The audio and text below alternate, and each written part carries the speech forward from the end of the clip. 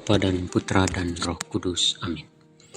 Saudara-saudari terkasih, selamat berjumpa kembali dalam program Gema Paulus edisi Rabu 8 April 2026 bersama saya Pastor Eras OFM. Hari ini kita akan mendengar dan merenungkan bacaan Injil Lukas bab 34 ayat 13 sampai dengan 35. Tuhan bersamamu dan bersama roh. Inilah Injil suci menurut Lukas. Dimuliakanlah Tuhan. Pada hari Sabat, sesudah Yesus dimakamkan, 2 orang dari murid-murid Yesus pergi ke sebuah kampung bernama Emmaus yang terletak kira-kira 7 mil jauhnya dari Yerusalem, dan mereka bercakap-cakap tentang segala sesuatu yang telah terjadi. Ketika mereka sedang bercakap-cakap dan bertukar pikiran, datanglah Yesus sendiri mendekati mereka lalu berjalan bersama-sama dengan mereka. Tetapi ada sesuatu yang menghalang-halangi mata mereka, sehingga mereka tidak dapat mengenali Dia. Yesus berkata kepada mereka, "Apa yang kamu percakapkan sementara kamu berjalan?" Maka berhentilah mereka dengan muka muram. Seorang dari mereka namanya Kleopas menjawabnya, "Adakah engkau satu-satunya orang asing di Yerusalem yang tidak tahu apa yang terjadi di situ pada hari-hari belakangan ini?" Kata Yesus kepada mereka, "Apakah itu?" Jawab mereka, "Apa yang terjadi dengan Yesus orang Nazaret? Dia adalah seorang nabi yang berkuasa dalam pekerjaan dan perkataan di hadapan Allah dan di depan seluruh bangsa kami. Tapi imam-imam kepala dan para pemimpin kami telah menyerahkan dia untuk dihukum mati dan mereka telah menyalibkannya.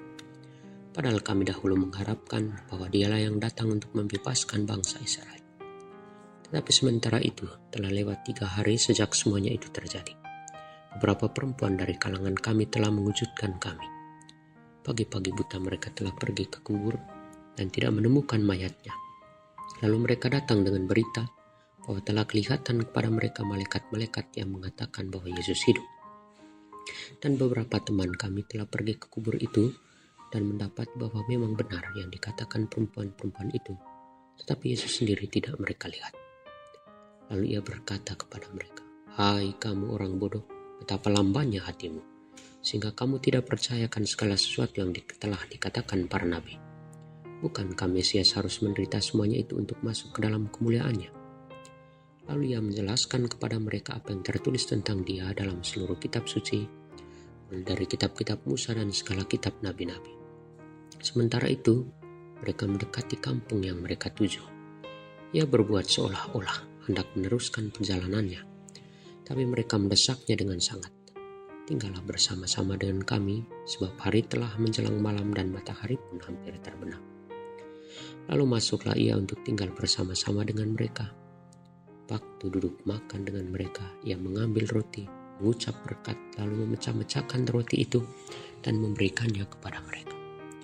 Ketika itu terbukalah mata mereka dan mereka pun mengenali Dia. Tetapi Yesus lenyap dari tengah-tengah mereka. Kata mereka seorang kepada yang lain, "Bukankah hati kita berkobar-kobar ketika ia berbicara dengan kita di tengah jalan dan ketika ia menerangkan kitab suci kepada kita?" Lalu bangunlah mereka dan langsung kembali ke Yerusalem. Di situ mereka mendapati ke-11 murid. Mereka sedang berkumpul bersama teman-teman mereka. Kata mereka kepada kedua murid itu, "Sungguh Tuhan telah bangkit dan telah menampakkan diri kepada Simon." Lalu kedua orang itu pun menceritakan apa yang terjadi di tengah jalan dan bagaimana mereka mengenali Yesus pada waktu ia memecah-mecahkan roti. Demikianlah sabda Tuhan. Terpujilah Kristus. Saudara-saudari terkasih, mungkin kita pernah merasa sudah berdoa habis-habisan, tapi masalah tidak kunjung hilang. Hari ini kita belajar dan melihat 2 murid yang berjalan ke Emmaus dengan wajah muram. Mereka merasa kecewa karena Yesus yang mereka harapkan justru disalibkan. Mereka begitu fokus pada kekecewaan hingga tidak sadar bahwa Yesus sendiri sedang berjalan di sisi mereka. Seringkali kita pun begitu. Kita merasa lumpuh oleh keadaan atau buta karena kesedihan. Kita datang berdoa hanya untuk meminta solusi instan, padahal Tuhan ingin memberikan sesuatu yang lebih besar, kekuatan untuk hidup, untuk bangun dan berjalan bersama dengan dirinya. Mata para murid itu baru terbuka saat Yesus memecah-mecahkan roti. Inilah pesan penting bagi kita.